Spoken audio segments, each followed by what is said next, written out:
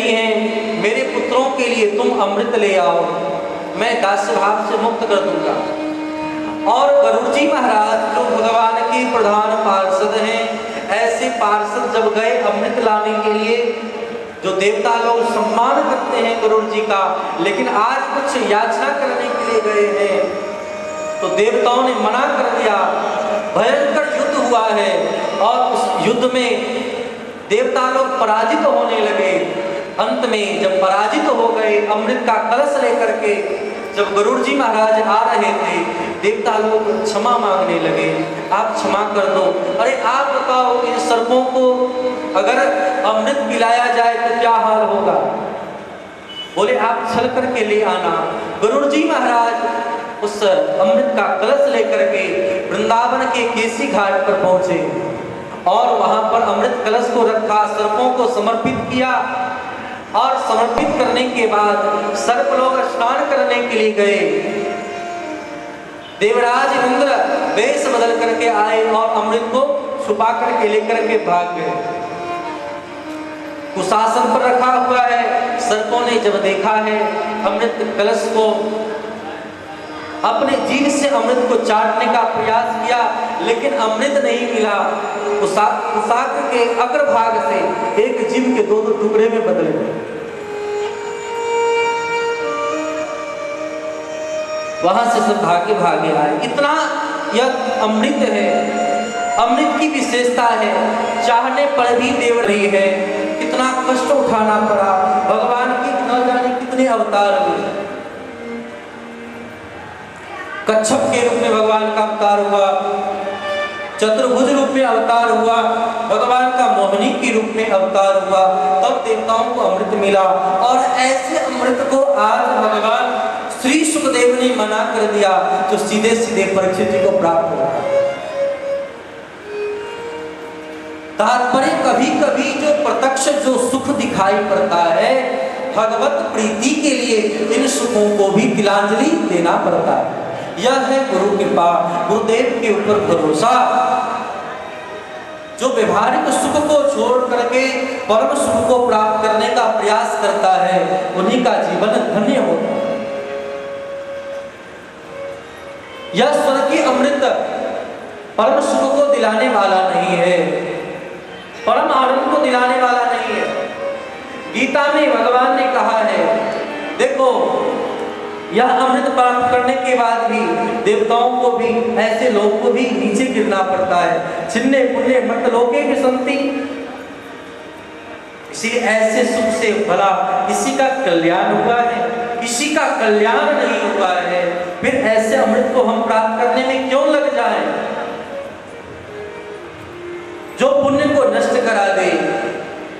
इसीलिए यहाँ अमृत की अपेक्षा कथामृत को श्रेष्ठ माना है। जो बात गोपियां कहती हैं,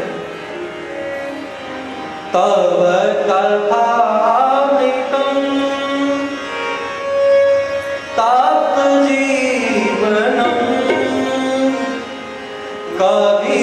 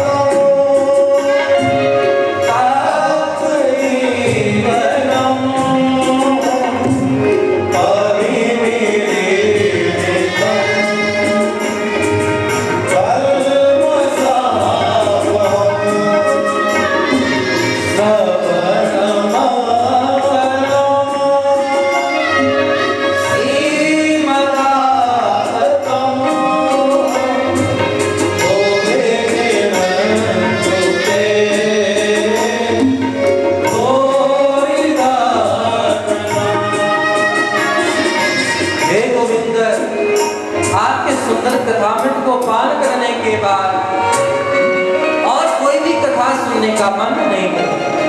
तब तथा तब तानाम जीवनम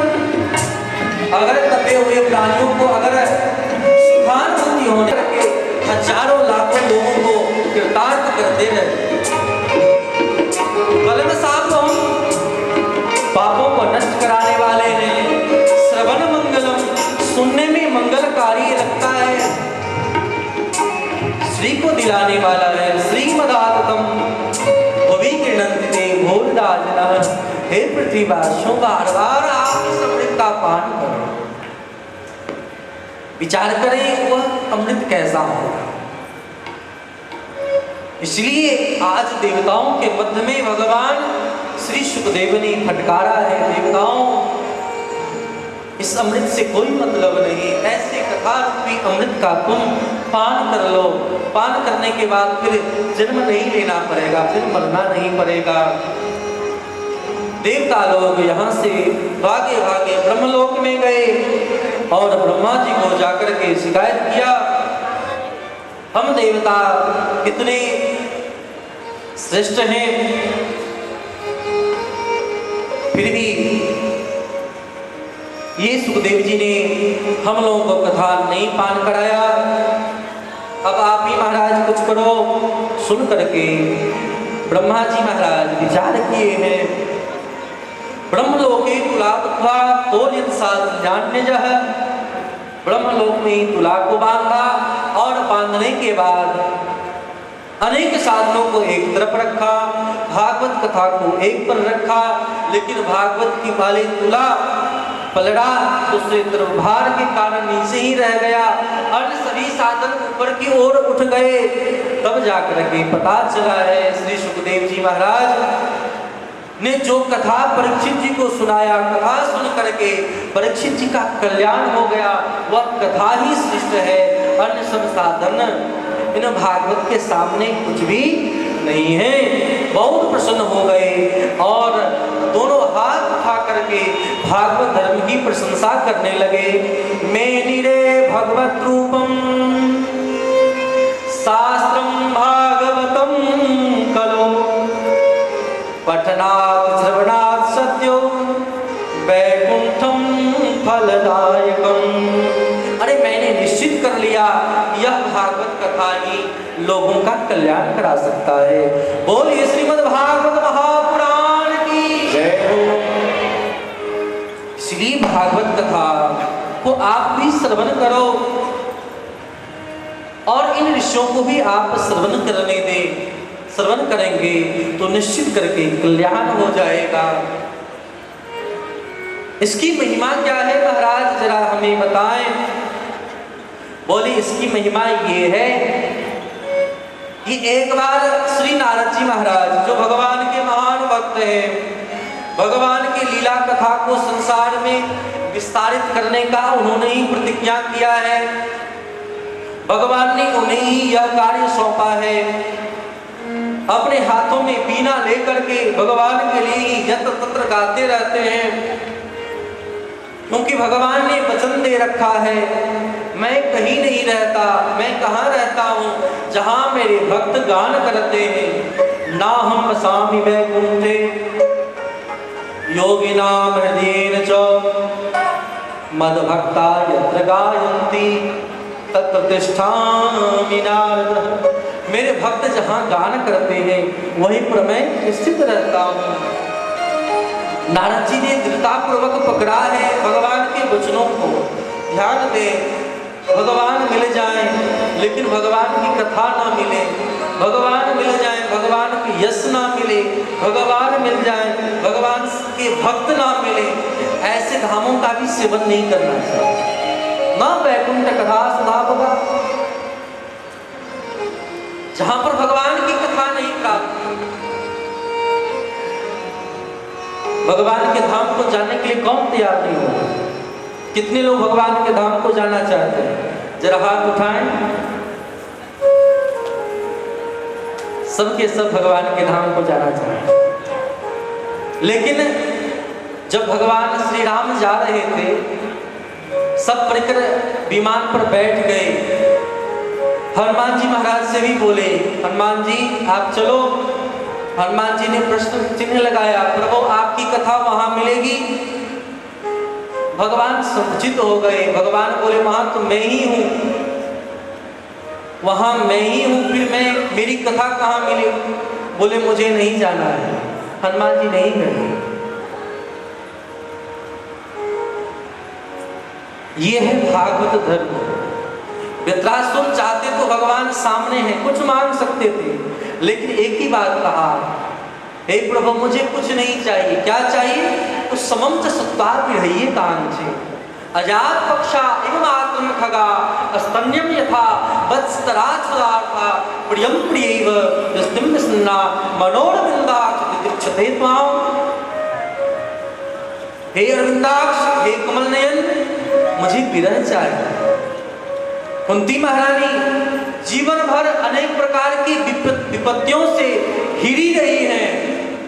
बार बार विपत्ति आता, दूसरा कोई नहीं दिया, अपने परिजन ही बार बार विपत्ति दे रहे हैं।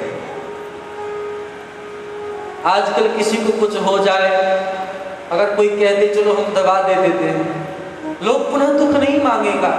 लेकिन जिसके जीवन में बार बार विपत्ति है और ऐसी विपत्ति भोगने वाली कुंती महारानी भी जब श्याम सुंदर को सामने पाती हैं और श्याम सुंदर जब पूछते हैं हुआ कुछ चाहिए तो बोलो, क्या कहती है? विपदा हसन पुनः सस्वत तत्र तत्र जगत गुरु भवतो दर्शनम यत्स्यात् अपुनर्भव दर्शनम। मुझे आप विपत्ति दो। ये है भागवत धर्म। भागवत धर्म में भगवान की कथा की महिमा। भगवान अगर मिल ही जाएंगे लेकिन भगवान की कथा न मिले तो फिर क्या फायदा है? इसलिए कथा की महिमा आप समझें। अगर कथा होगी, सत्संग होगा तो भगवान को भी वहां पर आना ही पड़ेगा। राधा शक्ति बिनान कोई श्यामल दर्शन पावे, आराधन कर राधे राधे कान्हा भागे आवे। वहां कन्हैया को भी आना होगा। इसीलिए संतों ने गाया है, क्या गाया है? भजन श्याम सुंदर का करते रहोगे, करते रहोगे तो संसार सागर से करते रहोगे। भजन श्याम सुंदर का करते रहोगे, जो करते रहोगे बाली की सेवा करते हुए सब लोग आएंगे। संसार सागर से करते रहोगे। यहाँ के लोगों को नाचना आता है कि नहीं? हमारे दुनिया वैसे जीते नहीं, क्योंकि ताली अजीर पिछो हरिया छछिया करी छाछ